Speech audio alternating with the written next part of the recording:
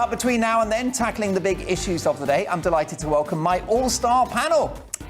So we have political commentator Jo Phillips. A warm welcome to Jo for her first appearance on the show, a very old and dear friend of mine. Best-selling author and Sun columnist Tony Parsons.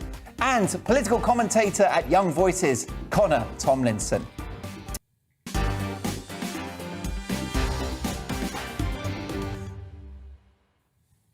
Reacting to the big stories of the day is my amazing panel tonight. Political commentator Jo Phillips, legendary broadcaster and journalist, of course, columnist at the Sun newspaper, and best-selling published author Tony Parsons, and welcome return to political commentator and broadcaster at Young Voices, Connor Tomlinson. All three of you are very welcome to the show. Connor, if I could start with you, can I ask you your thoughts on Novak Djokovic's absence from the Australian Open? Well, it's tragic that this is one court that Novak couldn't win on. I do find it completely abhorrent that people are saying, oh, well, he violated the rules, so, he's just got to suffer the punishment. I mean, first of all, he was hoisted by his own petard a little bit for lying on the aggression form, but it was getting him a technicality. The point is, the Australians had already decided that they wanted to make an example of him for not being vaccinated and still being a high-profile tennis player, and so they did everything they could to oust him. I don't think the people that turn around and saying, well, he got what he deserves, are understanding it doesn't matter about whether or not it is the law, it matters if the law is legitimate. And is it fair to persecute someone based on your vaccination status when Australia has 92% of their above age of 12 vaccinated? They've had a zero COVID policy isolating themselves from the rest of the world and suddenly have record cases. No, it's clear their policy isn't working, and so they should have let the man play. Yes, I mean, Jo Phillips, I would argue this goes beyond a battle with the Australian authorities. This is about bodily autonomy, which is now a global fight. Yeah, I think the Australian government didn't cover itself in glory particularly. And the one good thing about Novak Djokovic's brief spell in detention is that it drew public attention to the plight of refugees who've been held in the equally bad hotel that Djokovic was complaining about for 9 years. I mean, I think, he made a choice. He made a choice and has never said, oh, I haven't been vaccinated, but we can assume he hasn't. He then said, I'm exempt, but failed to give any actual reasons for the medical exemption. Lied on the form, as Connor just alluded to. And then, photographs appeared of him having tested for COVID, being in Spain and meeting up with other people. So either you can stand up and say, I am not going to take part in the Open and do all the things that you've just said, Mark, about giving up the trophy and all the rest of it, because I will not abide by your rules. But you can't have it both ways and then try and wriggle in and say, well, I am sort of exempt, I'm not exempt. Oh, dear, it was somebody else's fault for pulling. I mean, I don't think he's covered himself with glory. I think it's a loss to the tennis. But, as Rafael Nadal said yesterday, actually, the match, the tournament, is bigger than one man. Tony Parsons, you're now a best-selling fiction author. Is Novak Djokovic a hero or a villain? I think he's an idiot. I think, get jabbed or stay home. I don't think in a free society we can make people get vaccinated. I don't think it works. I don't think it's possible. But at the same time, if I'm going to start travelling again, I'm going to expect anywhere that I go in the world to want me to prove that I've been jabbed, double jabbed, triple jabbed, whatever it takes. I'm going to expect that on the form that I present in Narita Airport in Japan or in Mallorca or wherever it may be in JFK, they're going to want me to be jabbed. And I think that Novak has fallen into the trap that both the Duke of York and our Prime Minister have dropped into, thinking that there's one set of rules for the peasants and there's another set of rules for the rich and famous. And I would love to have seen him win that appeal. I would love to have seen him win that appeal because I would love to have seen the reaction of the Aussie public when he came out on court. Because they're never shy about sledging and revealing their true emotions. And I tell you, the really big shame about it is that the European country where vaccination really took off was Serbia, because like us, they were not hamstrung by EU regulations, and they were not hamstrung by waiting around for Ursula von der Leyen to give them their jab. And so the vaccination rollout in Serbia was very, very big. And now, because he's really the only Serbian superstar, they're going to become an anti-vax nation. I think it's sad. So I would love to have seen him play. Absolutely love to have seen the Aussies give voice to their feelings. Because when, so many people have sacrificed so much in Australia, around the world, I agree that zero COVID doesn't work. There's no end game. The Chinese are going to find out. There's no way out. New Zealand are going to find out. But so many people have sacrificed so much over the last couple of years that you can't act as though, well, those rules apply to you, but they don't apply to me. They don't apply to me because I'm a big tennis star. They don't apply to me because I work in 10 Downing Street. Sorry, do you think the rules are justified? This is a really important question. Do you think they are justified for excluding people based on vaccine status? Yes or no? Yes. It's entirely up to a country to make those. Okay, rules. no. Yes, I understand it's legally all right for a country. Do you think it's morally all right? That is the point that no one's addressed that I said. You think it's morally all right? Yeah. You two might want to get off the sofa then, because if you don't want to associate with me, then you're going to be in for a very long night. I'm happy to associate with you. So then clearly it's an individual choice based on vaccination to determine whether or not you're fit and healthy enough, because it doesn't stop transmission. Novak Djokovic, OK, he may have some kooky views on other vaccinations, but for this one, he determined he wasn't at risk. But kind of like when he tested positive in Belgrade, and then he was out hanging out. Yeah, I said I disagree with that. It's not right, is it? But it's about the whole point of this was originally about whether or not it was about the vaccination, because we all agree. OK, you lie on your immigration form, you get the boot, totally fine. But the original point was the Australian government wanted to make an example of him because he denied that he did not want to have the vaccination. Do you think that's right?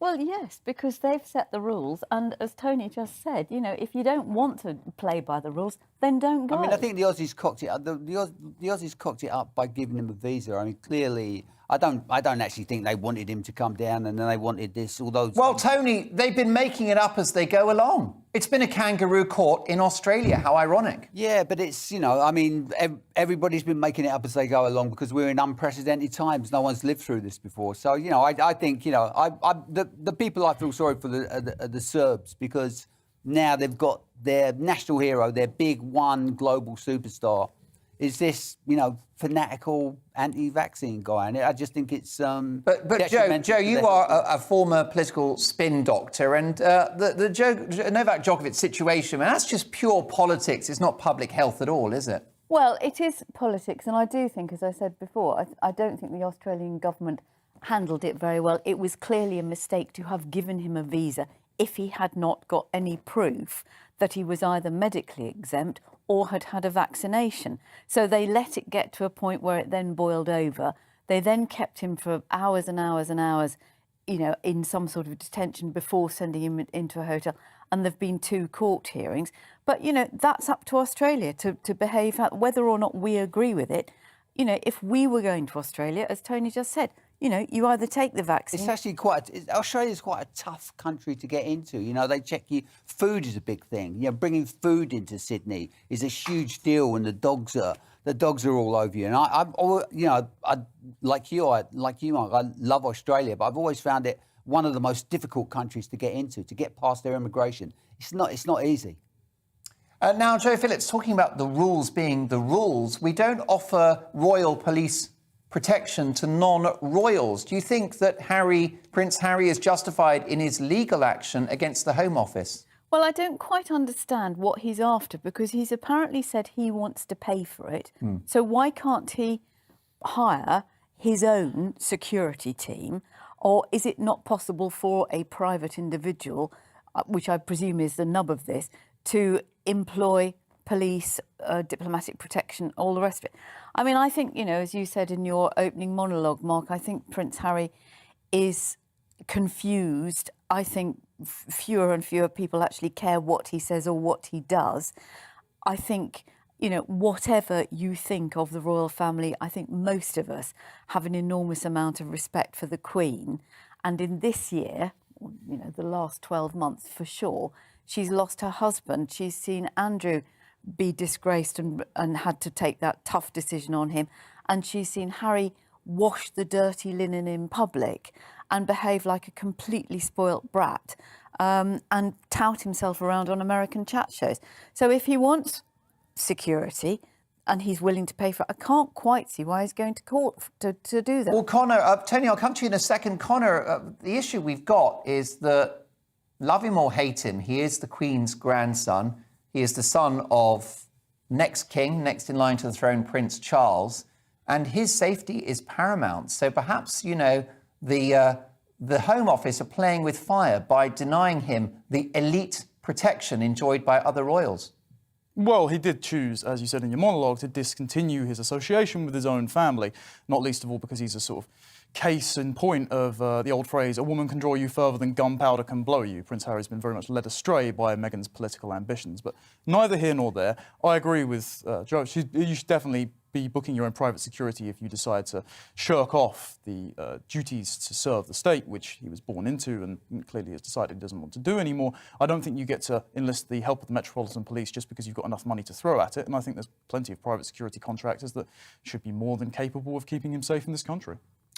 And what do you think about this, Tony? Am I a little harsh on Prince Harry? Does he deserve better protection when he comes to the UK? I was just looking at that lovely spring day in Windsor. I remember it well. I just remember the excitement and the love and the happiness of the people, but also the media pack. You know, people were so welcoming. You know, that's the great waste and the great shame is that, you know, that, I mean, I'd be really, really happy if he just stayed in California for the rest of his life. I'd really, really be happy if we never see them give another interview with, you know, James Corden or Oprah Winfrey or one of their, you know, superstar sycophants. I think the greatest danger they face if they come back to this country is that someone may boo.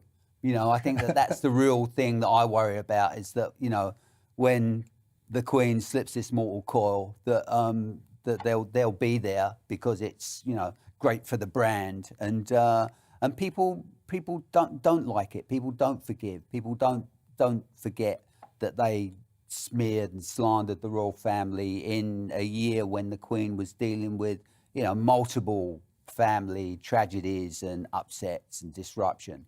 And it's really unspeakable the way they've behaved. And I wish they'd just, you know, crawl off to Oprah and James Corden and never darken our white cliffs again. Do you think the worst thing that could happen is that they could be ignored? Meghan would hate that. Yeah, I mean, yeah, nobody, you know, but she was really, people adored her, but nobody had heard of her. You know, nobody had heard of her. Nobody, you know, everybody welcomed her and thought how lovely.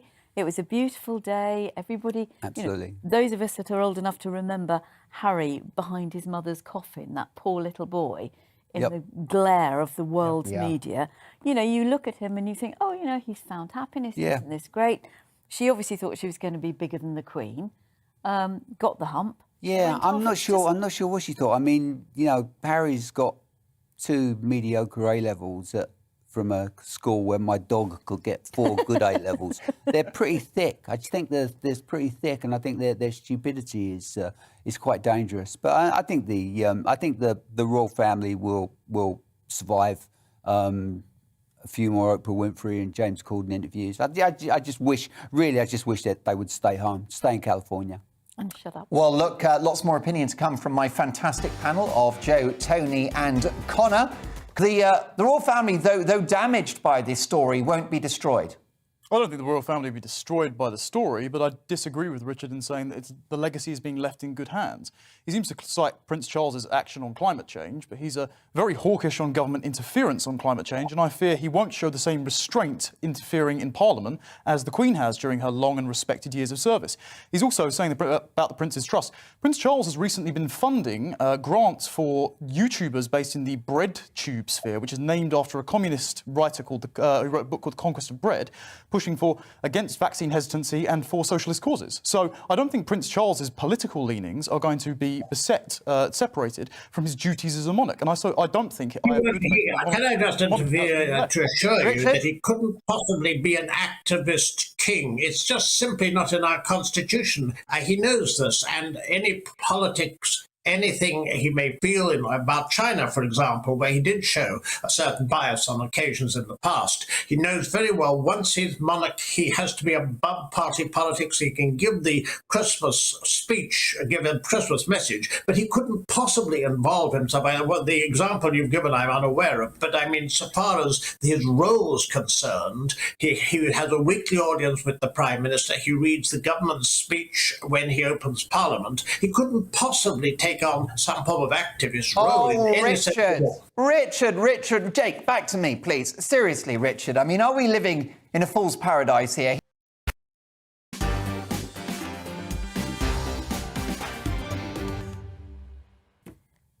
Welcome back to Mark Dolan Tonight. Let's have a look at some of the big stories from today's papers. My all-star panel feature political commentator Joe Phillips, legendary broadcaster, journalist and best-selling author and Sun columnist Tony Parsons, and political commentator, presenter and writer at Young Voices, Connor Tomlinson. Now, the Mail on Sunday have suggested that the government will soon freeze the BBC licence fee at £159 for the next 2 years, with the Culture Secretary tweeting later in the day, because of course that's how they communicate these days, that we'll see the end of the licence fee in 2027. That's right, the end of the licence fee in 2027. Now, the self-proclaimed working-class Culture Secretary Nadine Dorries' decision to freeze the fee follows a series of fraught meetings with the Director General Tim Davie, who tried and failed to convince Dorries not to link the corporation's left-leaning mindset to its funding levels.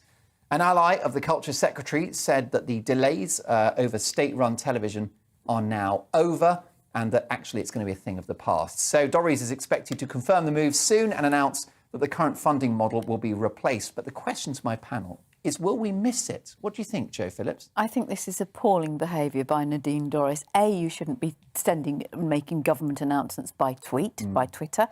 This should be announced to the House of Commons properly. Unfortunately, although there are very good reasons to have a look at the funding model of the BBC, particularly in the face of the huge opposition and competition from Netflix and other streaming services, you have to stop and think what the BBC actually does. And this reeks, unfortunately, of Nadine Dorries, who is not the brightest woman in the world. She is absolutely so far supporting, sycophantic towards Boris Johnson. And would you call it like populist politics? It's populist politics, but it's so stupid because it looks like a Yaboo sucks because some people perceive the BBC to be left-leaning because they dare to criticise the government. Don't forget, this government, the current government, refused to put any ministers on the Today programme and go on any BBC programmes until they were forced into it because we went into a pandemic, and they suddenly realised that they did actually need to talk to people who don't get their news on Twitter.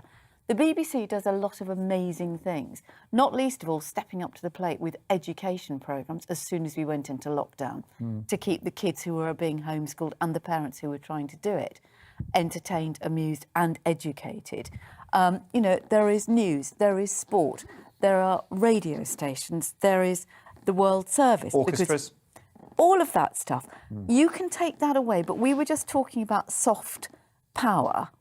The soft global power of David Attenborough and his programmes would not have been made by anybody other than the BBC. Now, you could argue that another very well-funded organisation might make that thing now, but no other organisation would have gone to the lengths, the investment in the technology, the camera work and stuff to create something.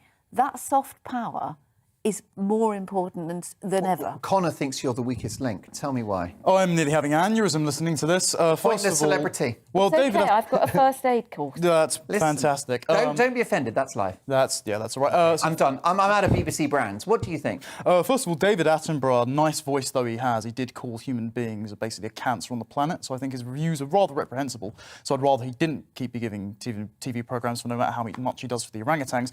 The idea that the BBC is not left-wing is astounding. They take gender pronoun guidance from Stonewall. No, they don't. They actively do. left that. They've got rid of that campaign. They finally scrapped it after public pressure. What about Laura Kuenssberg, who needed police protection going to Labour Party conference? How can it be that the BBC is hated by the left and the right? Surely they're doing something right. They're bang in the middle. Because you're never left enough for the left, because as we've seen with J.K. Rowling, for example, they'll always eat their own. When the mob decides that there's a new wind of political correctness and each of them are racing against each other to be the most moral person in the room, then they're going to come up with some wacky idea of who's the Where president is next the and power each other. evidence that the BBC is left-wing?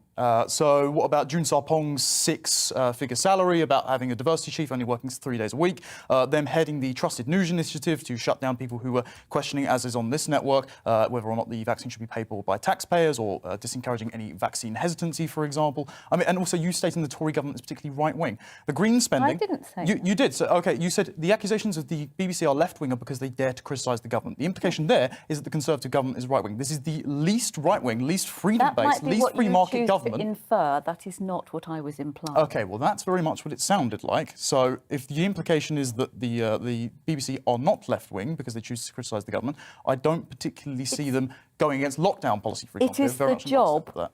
of journalists to question governments. Yes. If governments are too frightened to be held to account and refuse to put their ministers on the state broadcaster, then you can only draw one conclusion, that they don't like the criticism. And unfortunately, what Nadine Dorries has announced today, with all the elegance that she can possibly muster on a tweet, is actually something that looks a Yaboo sucks, not something that is government policy that has been thought through.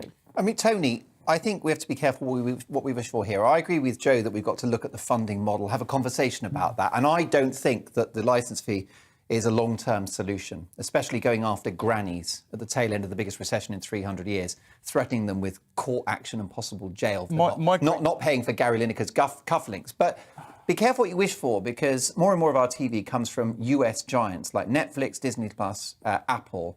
And so in the end, we need the beep, don't we? Well, I think it's. I miss the BBC. I miss the BBC that I grew up with. I miss that there being no hint of a political bias, and it's really quite a modern thing. It dates back to the summer of 2016. I think that's when the great divide, and clearly over the last few weeks, the last few days, the government's been getting a kick in from the BBC, and I understand that, and in many ways they absolutely deserve every kick in they get. But I was watching the news yesterday, and they were bringing on Keir Starmer, and I thought, just in parenthesis, someone's going, because some of these accusations are, as far as I can tell, people having a drink at the end of a working day. Some of them are going to fade into the ether, and we will have forgotten all about them very shortly.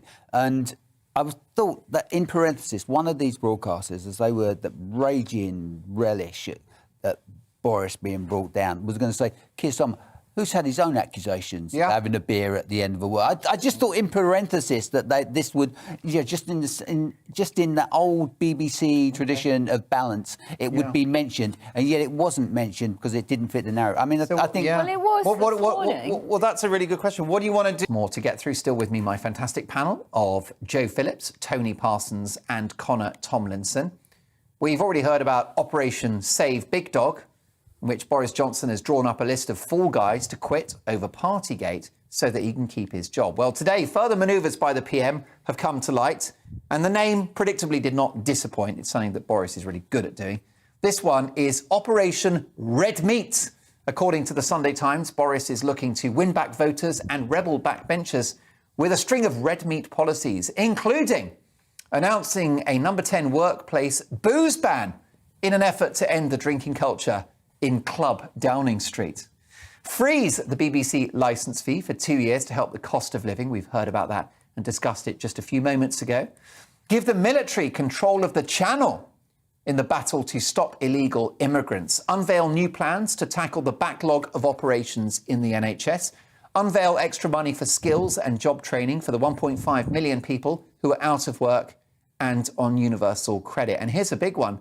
Lift the remaining coronavirus restrictions on January the 26th. And finally, publish Michael Gove's Levelling Up white paper the following week, which aims to improve lives in neglected towns in the north. Now, that can't come too soon, in my view.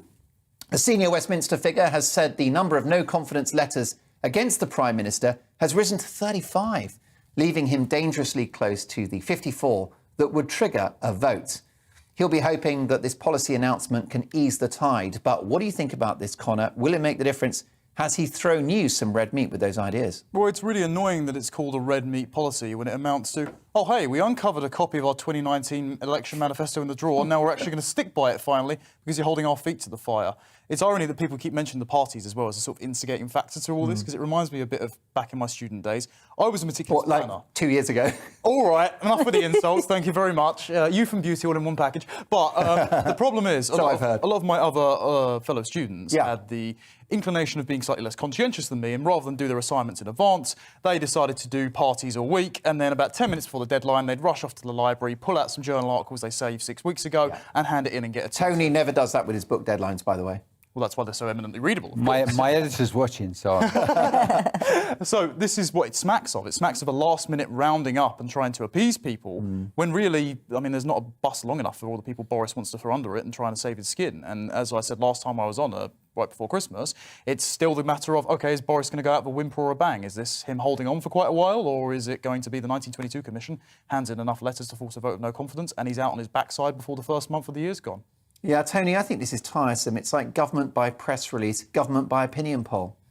Yeah, when 17.4 million people voted for Brexit, the largest vote for anything in this nation's history, when Boris Johnson and Michael Gove looked the British people in the eye and said, being outside of the EU means we'll be able to slash your energy bills, I believed them.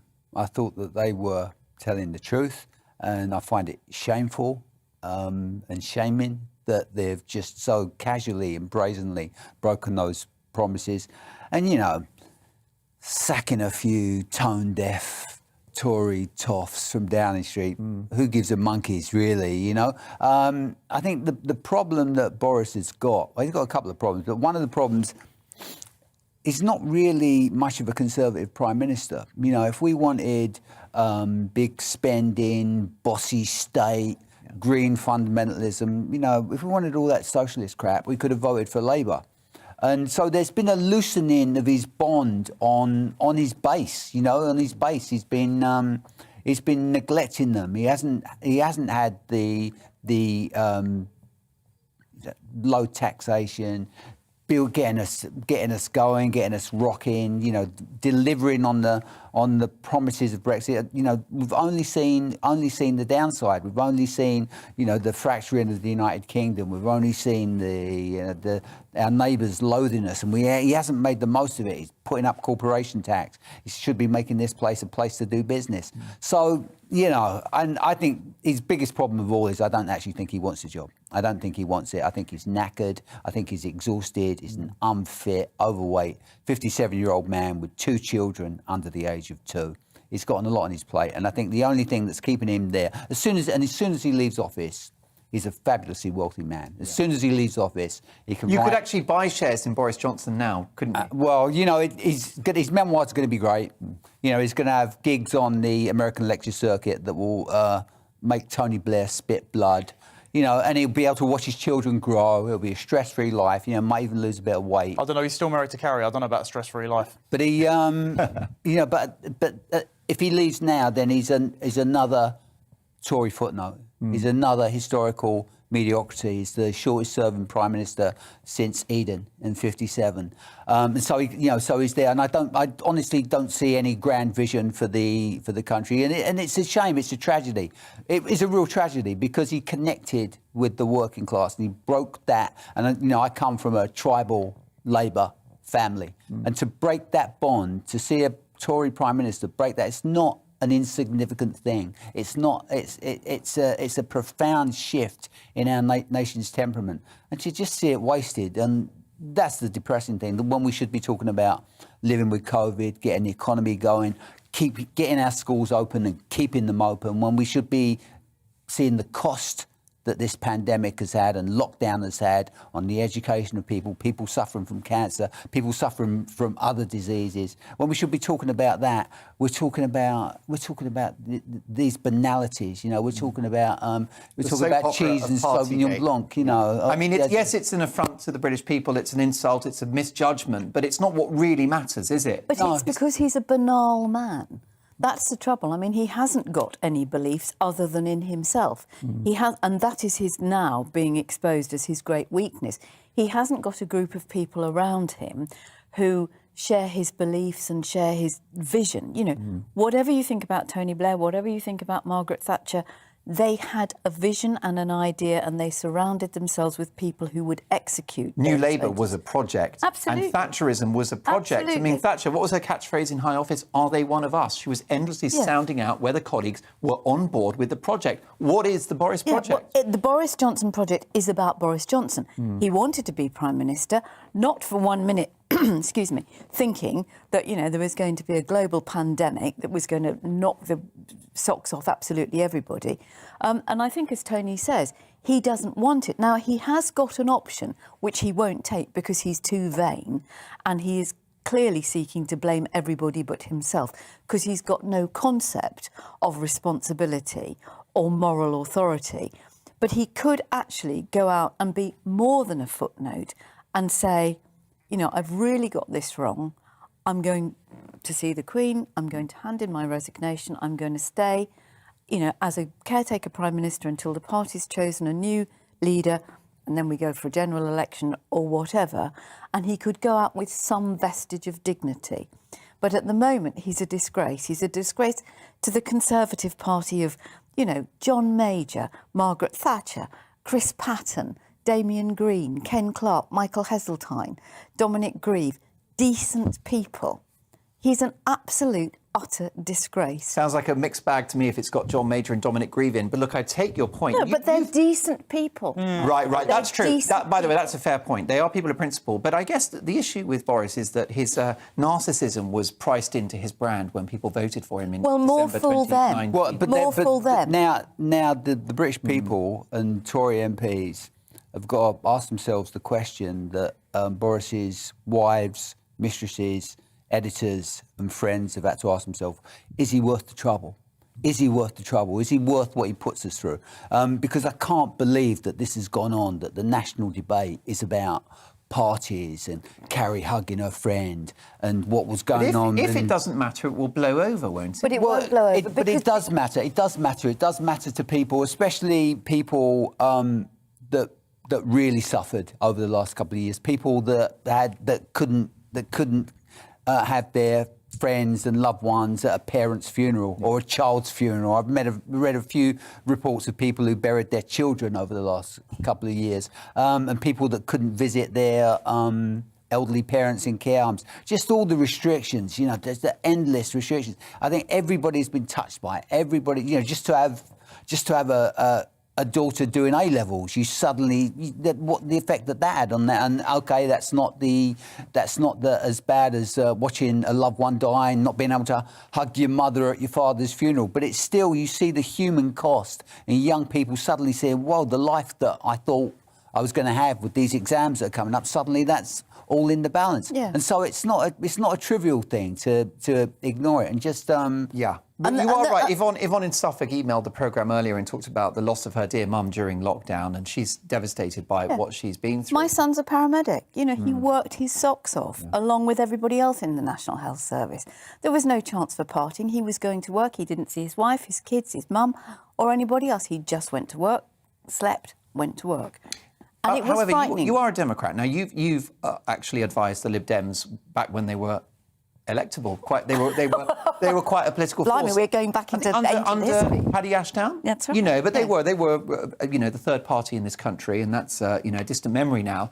And you're a Democrat. Ultimately, he's got that remarkable mandate, an 80-seat majority, a landslide in December 2019. That's not long ago. We've had the unprecedented circumstances of a pandemic. Yeah, and absolutely. But also the vaccine rollout, getting Brexit done. Britain getting being the fastest growing economy in the G7. all of those things you can say, Mark, but what he has failed to deliver, he promised a cut on VAT. He could do that instantly. There are many things he could have done. That red meat, if that was red meat that came out of my fridge, I'd throw it in the bin because it's stale. I think the problem is, Joe, a lot of those promises, a lot of those Brexit promises, they're simply not compatible with being a Greta Thunberg tribute band. You can't do both. You can't. You can do some. I'm going to be a little bit more hawkish on this because if you can use market mechanisms to do environmental stuff, we can get energy independence. That's the reason that I don't agree with the feasibility of net zero by 2050. It's an ideological commitment. But to go for energy independence, it gets us off buying batteries from China and gas from Russia. And I will end on a positive note because obviously we're both concerned about energy here. This week, and I'm going to claim a little bit of gumption for this, but the government did actually pass a bill that reformed the nuclear funding thing. So Britain's going to hopefully get new nuclear that isn't funded by China. That's a good thing. So there is some will within the remainder of the party that has some good ideas. Yeah. But the issue is, again, as we said, leadership. And But they should keep those promises. They should. The promises have to be They've kept. broken so many promises, and they've lied. He has lied, and he is surrounded by such weak, lily-livered yes men and women who haven't got the gumption to stand up to him. And I think, this weekend will have been a big test because MPs will have gone back to their constituents. They will have been absolutely bombarded with people, whether they were working in the health service, whether they saw their kids struggling at school, whether they lost their businesses, all of those things. Local elections are coming up in May. It may be that the Tory party think, OK, we'll wait to see what Sue Gray, the civil servant in charge of this report, says. Any word on the street of what she will say? No, because the people who are spinning it are trying to spin it to say, oh, he'll get away with it. This is the woman who caused Damien Green to resign. Yeah. She's not going to say whether any criminality. She will just produce the facts. Yeah. I mean, I think he could survive if he wanted, if he He'll really limp wanted to, if he until really May. thought, So well, I've for got you, to actually, it's what's in his heart that will define his future rather than any backbenchers. And he doesn't care. And the people that want him gone are so brazen about it. The people that want him gone, Labour Party that were trying to get Jeremy Corbyn elected 5 minutes ago. Yeah. The BBC. There's just so the Remainer rump. They're just so obvious. They're just so obvious and brazen in their shamelessness that and it'll be decided by Tory pragmatism. It'll be decided by MPs that are saying he's become a liability. I think he could survive if he really thought, no, I must. There's the promises of Brexit have not been delivered. And whether he wants this is anybody's guess, right? You'd have to be inside the head of Boris. Well, I think think he definitely doesn't want it. I think. You think he's done, do you? Like in his own heart? Well, I think But he had the opportunity, Tony, didn't he, when he was so ill after COVID? Yeah. He could have come back from that and thought, blimey, I don't want to deal with this. I've got the perfect opportunity where public sympathy would have been with him, where he could say, I've been really, really ill. I need to recover. I'm not fit to run the country. Well, some of us think he's not fit to run the country anyway, but not from a medical point of view. But he did have a get out. And all of this that has happened has been of his own making. Owen Paterson, the party's in Downing Street, and he's looking to blame everybody. I mean, Patrick O'Flynn wrote a brilliant piece where he said he hasn't taken care of his friends. The people that believed in him, the people that believe that we could be a low taxation, including the likes of Lord Frost. I thought that was a devastating loss for him. to lose that great advocate for Brexit, it just it made me despair. It made me despair. It made me feel that the fight to become a sovereign, free, independent nation was ultimately meaningless because getting Brexit done was the easy bit. It's making Brexit work that counts. And he just doesn't look as though he's got the stamina in it for that Or marathon. a plan. Connor, briefly, what do you think is going to happen? I think they're pretty much morally rudderless at the moment. I'm very much of the camp that Boris should have gone quite a while ago, and that's just purely because the moment you tyrannise us once, you've lost all legitimacy. The first time you put the lockdown policy in, I don't care what anyone says about, necessary, you don't have the right to do that as a government. So he should have tendered his resignation as soon as that was over. And it's not that I'm like one of the Remainer left or one of the lefty press. I want him gone purely because I want someone to execute the promises that he ran on in the first place, but is clearly incapable of doing.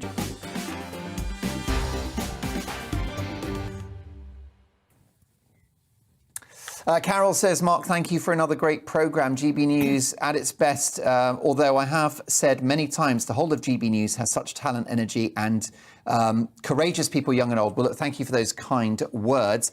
In particular, Carol wanted to pick up on Figan Murray, who's the mother of a young man who tragically died in the Manchester Arena bombings. I'm going to visit her website. Thank you for this opportunity to hear her story. I want to support people like her. Thank you so much, Carol. She also says, keep putting the kettle on, Mark. We love the show. Well, look, thanks, Carol.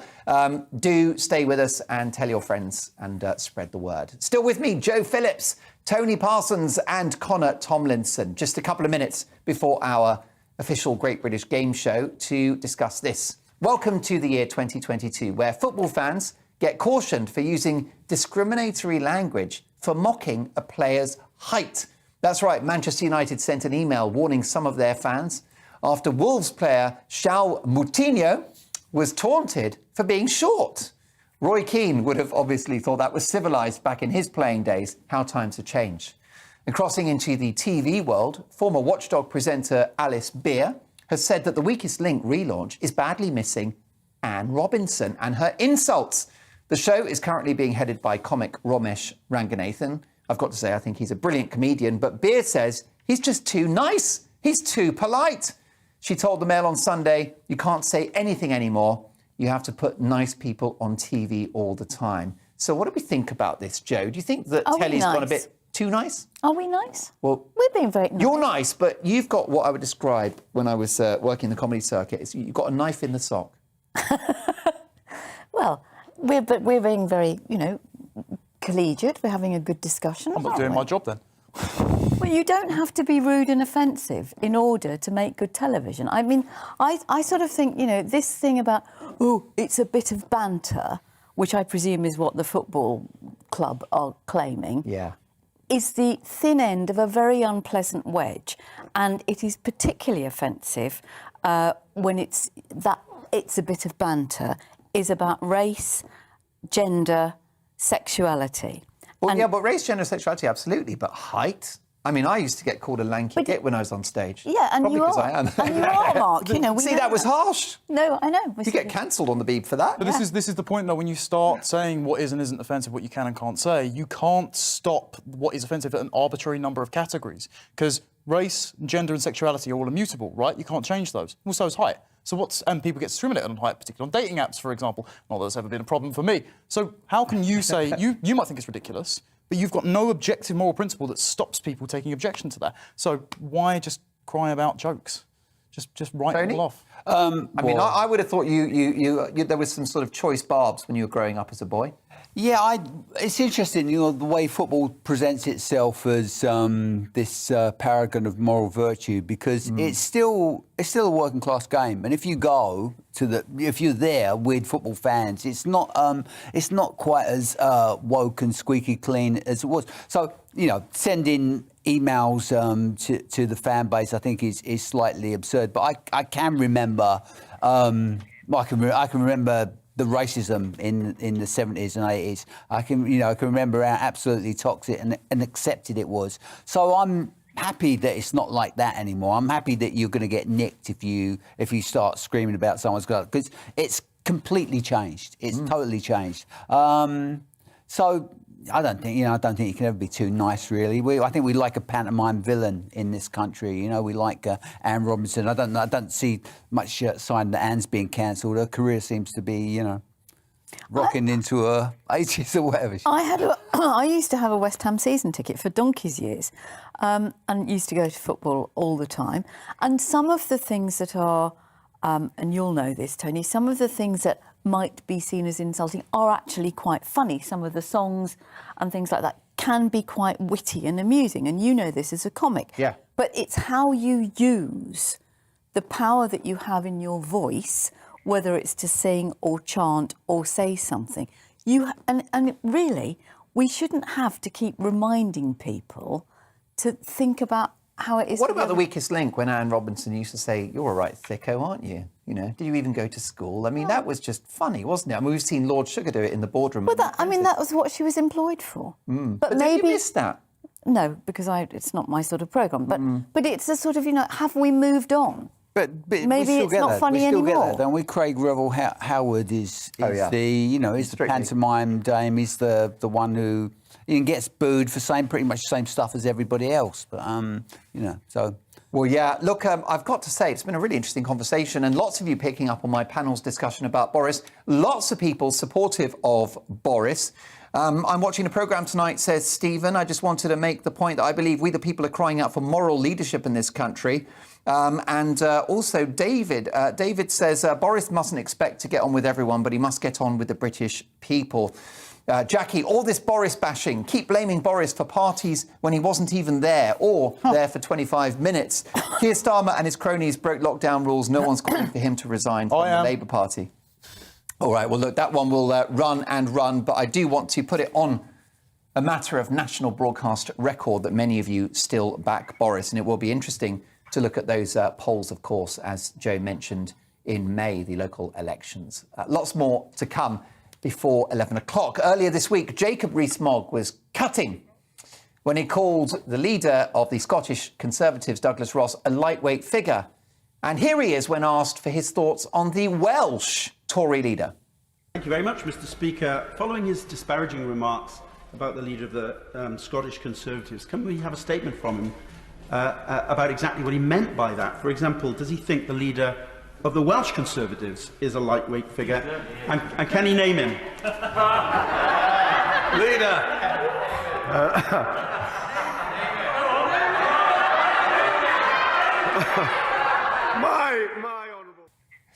Hashtag awkward. Well, of course, the leader of the Welsh Conservatives is Andrew R.T. Davies. There he is, fine figure of a man. Well, inspired by Rees-Mogg's forgetfulness, tonight we want you to separate the political lightweights from the heavyweights. It's time for this.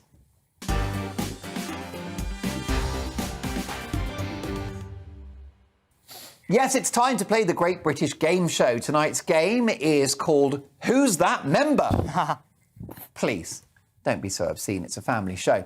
I'm going to show you at home and my panel here in the studio. And if you're listening on the radio, I'll describe the photographs of the people we're going to have a look at.